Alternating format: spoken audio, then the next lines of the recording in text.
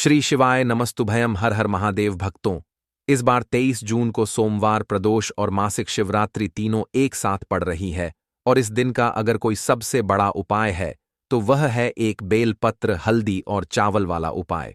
दोस्तों, प्रदोष के दिन सोमवार और महीने की शिवरात्रि तीनों का समागम, तीन संयोग सोमवार प्रदोष, महीने की मासिक शिवरात्रि तीनों का संजोग बन गया। एक निवेदन, सभी श्रोता बहन भाइयों से कथा चैनल पर जो सुन रहे हैं, यूट्यूब पर जो सुन रहे हैं और पंडाल में बैठकर जो सुन रहे हैं, जिस दिन दिल से हारो ना, थोड़ी तकलीफों में अगर घिर जाओ, तकलीफें आ जाएं, कष्ट आ जाए, तकलीफें जिस दिन तुम्हारे भीतर बहुत ज्यादा मात्रा में आ जाए, उस दिन 3 बेलपत्र, एक बेलपत्र में पीला चंदन, बीच वाली पत्ती। जिस दिन तुम्हें लगे कि मैं बहुत दुखी चल रही हूं और मेरा काम हो ही नहीं रहा, बहुत तकलीफ की जिंदगी चल रही है, कोई हाथ पकड़ने वाला नहीं है, कोई संभालने वाला नहीं है और बहुत तकलीफ हो रही है, बहुत तकलीफ। उस समय पर एक बेलपत्री के बीच वाली पत्ती पर पीला चंदन, दूसरी पत्ती पर लाल चंदन और तीसरी पत्ती पर 11 चावल गीले पानी में उसको थोड़ा सा भिगो लें या धो लें। 11 चावल गीले शिवजी की उस पत्ती पर रखें। सबसे पहला पीला चंदन का बेलपत्र, दूसरे नंबर पर लाल चंदन का बेलपत्र, तीसरे नंबर पर जो 11 चावल आपने धोकर रखे हैं वो हाथ की हथेली में रखना है और हाथ की हथेली में रखकर अपनी कामना कर कर भगवान शंकर से विनय कर कर पंचाक्षर मंत्र नमः शिवाय या डाक्षर मंत्र ओम नमः शिवाय या श्री शिवाय नम नमस्तुभ्यम बोलकर उस बेलपत्र पर सीधे हाथ में रखकर उल्टे हाथ का स्पर्श कर कर बाबा से अपने मन के भाव कहकर शंकर के शिवलिंग पर उसे समर्पित कर दीजिए। एक ही लोटा जल जहां से जल बहता है, अशोक सुंदर वाली जगह, एक ही लोटा जल जहां से जल बहता है, उस जल बहने वाली जगह पर 3 बार उस जल को अपनी कामना कर कर श्री शिवाय नमस्तुभ्यम या पंचाक्षर मंत्र या षडाक्षर मंत्र बोलकर 3 बार उस स्थान पर गिरा दीजिए। गिराने के बाद में बाबा से विनय कर कर अक्षत वाली जो बेलपत्र है, एक बेलपत्र और एक अक्षत, उसमें से अपने लिए लेकर आ जाओ। उसको 2 महीना 3 महीना अपने घर में रखिए।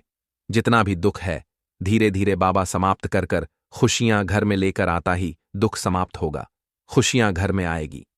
जरूर आज जो शंकर के शिवलिंग की आराधना करेगा, पूजन करेगा, उसके घर में 2 देवियां सदा सदा विराजमान रहेंगी। पहली सरस्वती, दूसरे नंबर पर लक्ष्मी उनके घर में सदा विराजमान। सरस्वती और लक्ष्मी एक देवी का फूल होता है, शायद, मुझे उम्मीद है कि आप सब जानते होंगे। एक देवी का फूल होता है जिसको जायसुन या गूलर का फूल भी कहते हैं, घंटी वाला फूल भी कहते हैं, लाल कलर का होता है, काहे का बोलते हैं। इधर गुल गुल का फूल, जायसन का फूल लाल कलर का होता है जिसमें घंटी निकली रहती है, एक छोटी सी, उसमें पीले पीले पीले पीले ताने रहते हैं। अगर मान लो कोई बेटा बेटी, कोई लड़का लड़कियां, कोई बेटा बेटी, नवयुवक बच्चे या बहुएं या कोई अन्य व्यक्ति भी कोई कार्य चालू कर रहा है, मान लो कोई कार्य आप चालू कर रहे, एजुकेशन के लिए बढ़ रहे हैं या आपने कोई लक्ष्य बनाया आया है कि मुझे इस कंपटीशन एग्जाम में बैठना है, इस कंपटीशन एग्जाम में बैठना है और मेरा इसमें पास होना जरूरी है, और मैं जो चीज पढ़ती हूं ना, मैं भूल जाती हूं, मैं अध्ययन करता हूं और भूल जाता हूं। कई माताएं भी ऐसी हैं, 40 45 50 साल 60 साल की हो गई, 60 से 70 साल की हो रही है। कई बार कह देती है मेरी याददाश्त ठीक नहीं है, मैं कोई सामान रखती हूं भूल जाती हूं, मेरी याददाश्त में नहीं रहती। कोई भाई भाई लोग कह देते हैं मेरी याददाश्त में नहीं रहता, भूल जाता हूं, कोई कहकर गया मुझसे बात कर लेना और मैं भूल गया कि मेरे को उससे बात करना था। कई बार मुझे मन मंजिल तक पहुंचना है। तो शिव महापुराण की कथा कहती है, आप अपने परिश्रम को 4 गुना बढ़ाओ, मेहनत 4 गुना करो, पढ़ाई 4 गुना करो, अध्ययन 4 गुना करो, दिन रात एक कर दो, और साथ में जो अशोक सुंदरी की जगह है, ये शिवलिंग समझ लेना जरा, ये जलाधारी पार्वती जी का हस्त कमल, ये शिवलिंग, ये जलाधारी, और यहां से जल बहता है। राइट में गणेश जी, लेफ्ट में कार्तिकेय जी और बीच में जम के बोलो जरा अशोक सुंदरी। ये बीच की जगह जो घंटी वाला फूल होता है, जिसको आप लोग जायसन बोले कि आपके क्षेत्र में गुलर बोले, देवी जी को चढ़ता है। देवी जी का अति प्रिय पुष्प, माता रानी का वो लाल पुष्प अति प्रिय, उसी पुष्प को यह बेलपत्र की जो डंडी होती है, बेलपत्र की जो डंडी का भाग होता है, उस घंटी का भाग उसी डंडी की ओर होना चाहिए। जैसे फूल की जो अंदर की घंटी जो निकली हुई है उसका भाग ऐसा डंडी की ओर होना चाहिए। मतलब आपको बेलपत्री पर ये फूल को इस तरह से रखना पड़ेगा, मतलब उसका जो घंटी का भाग है। लाइए जरा फूल ला रहा। फूल फूल मिल गया, फूल मिल गया। भारत में फूल जल्दी मिल भी जाता है। मिल गया। अब ये फूल और इस फूल की जो घंटी का भाग है वो इस डंडी की ओर हो। महाराज डंडी के साइड अपनी कामना कर कर, अपना नाम और गोत्र का स्मरण कर कर, शिव जी से अपने मन का भाव बोलकर इस फूल को और इस बेलपत्र को 12 महीने शिवरात्रि पड़ती है।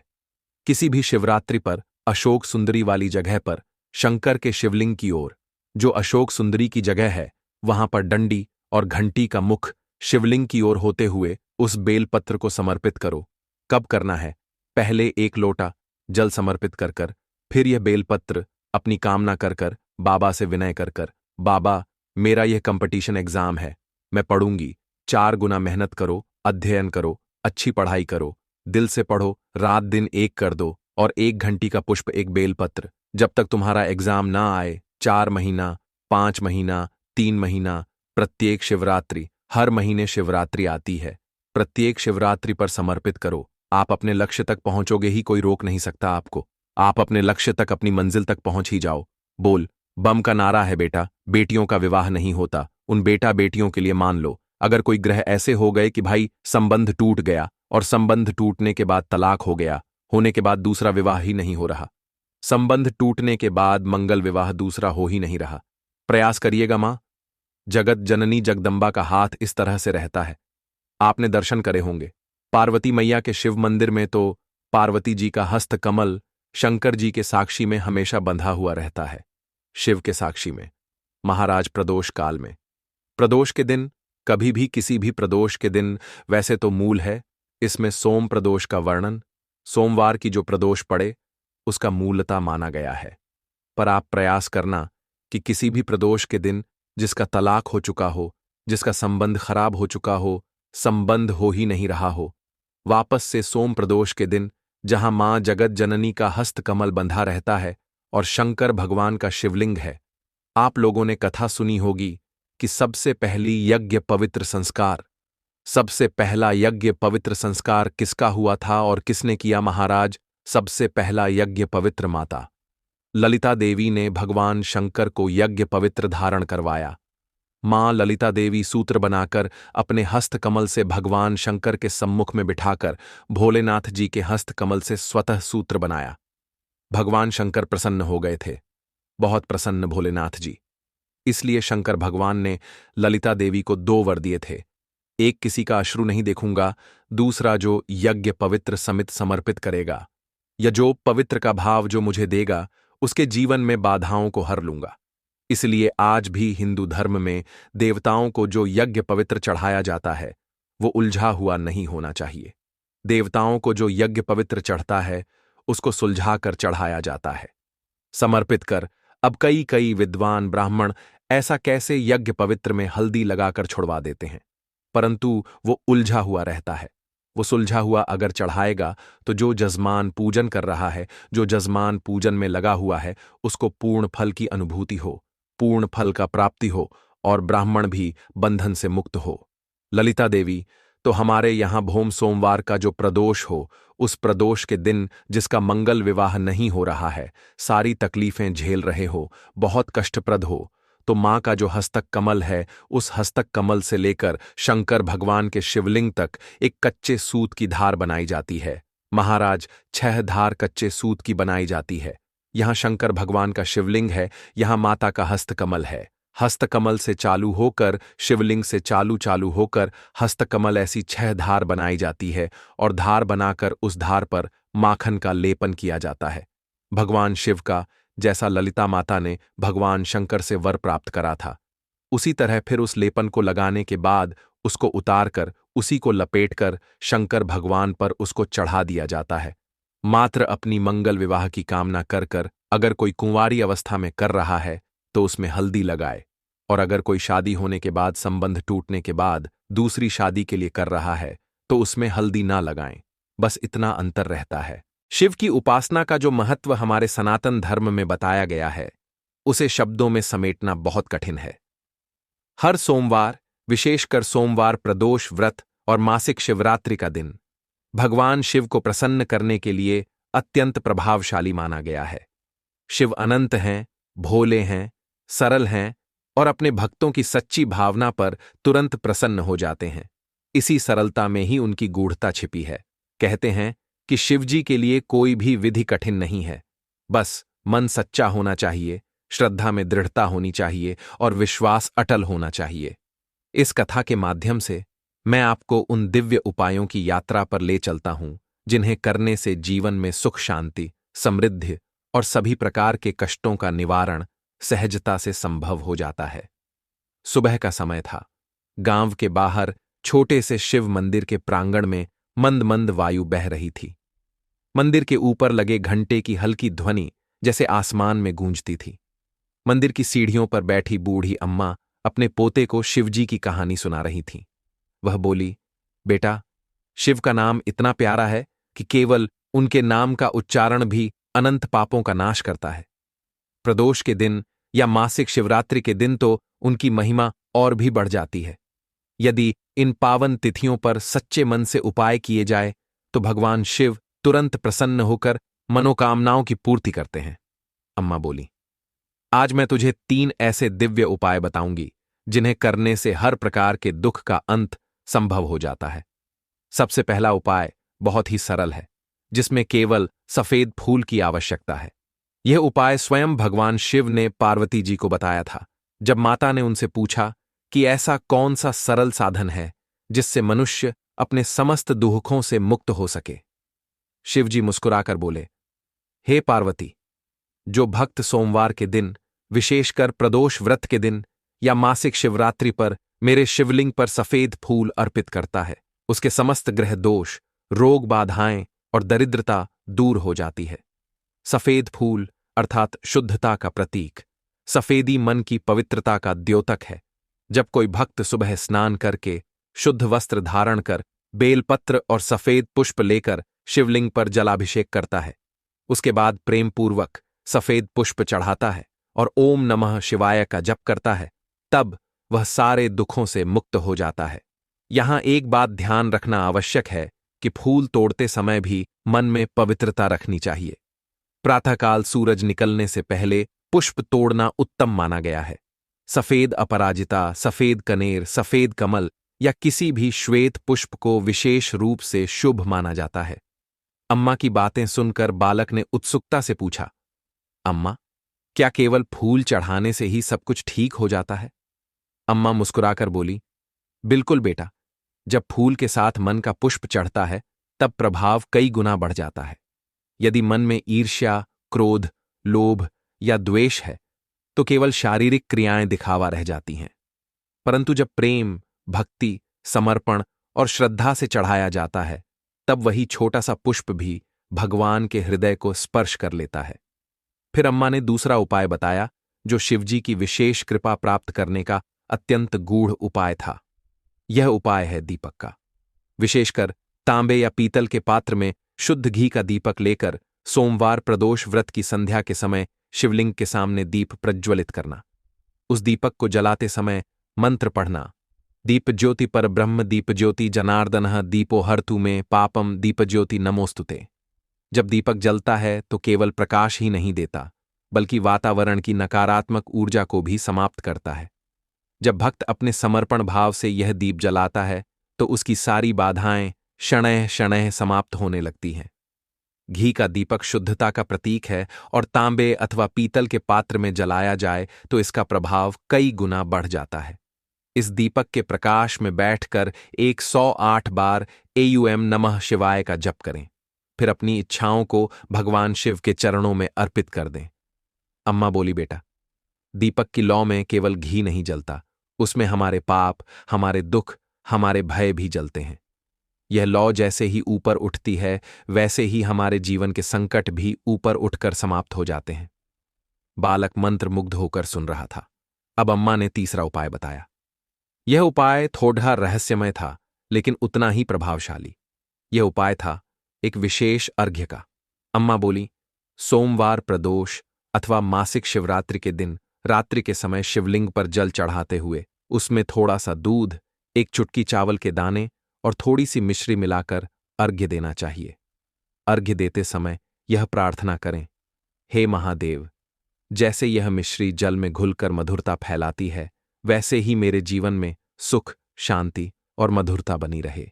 जैसे चावल का हर दाना संपन्नता का प्रतीक है, वैसे ही मेरे घर में कभी दरिद्रता न आए। और जैसे दूध शुद्धता का प्रतीक है, वैसे ही मेरे जीवन में सदैव पवित्रता बनी रहे। जब यह अर्घ्य दिया जाता है, तब भगवान शिव प्रसन्न हो जाते हैं और समस्त ग्रह क्लेश, धन बाधा, स्वास्थ्य की समस्या, व्यापार में हानि, संतान संबंधी चिंता, विवाह में विलंब आदि सभी बाधाएं समाप्त होने लगती हैं। यह अर्घ्य देते समय मन में पूर्ण समर्पण का भाव रखना चाहिए। शिवजी स्वयं कहते हैं कि जब भक्त इस विशेष मिश्रित जल से मुझे स्नान कराते हैं, तो वह स्नान मेरे हृदय को अत्यंत प्रिय लगता है। बालक ने उत्साहित होकर पूछा, अम्मा, क्या यह उपाय हर कोई कर सकता है? अम्मा ने गहरी सांस लेकर कहा, बिल्कुल बेटा, भगवान शिव भेद नहीं करते। वह ब्राह्मण, क्षत्रिय, वैश्य, शूद्र किसी को भेदभाव से नहीं देखते। उनके दरबार में केवल भक्ति और सच्ची भावना का मूल्य है। स्त्री हो या पुरुष, छोटा हो या बड़ा, निर्धन हो या धनी, जो भी श्रद्धा से यह उपाय करे, सकारात्मक बदलाव अवश्य आता है। अम्मा ने अपनी बात को और गहराई दी। बेटा, इन उपायों का प्रभाव तब और अधिक बढ़ जाता है जब हम इसमें कुछ विशेष नियम जोड़ देते हैं। जैसे सोमवार प्रदोष व्रत के दिन प्रातःकाल स्नान कर व्रत का संकल्प लें। पूरा दिन अन्न न ग्रहण करें, केवल फल, जल अथवा दूध पर रहें। शिव मंदिर जाकर शिवलिंग पर पंचामृत से अभिषेक करें। पंचामृत अर्थात दूध, दही, घी, शहद और शुद्ध गंगा जल।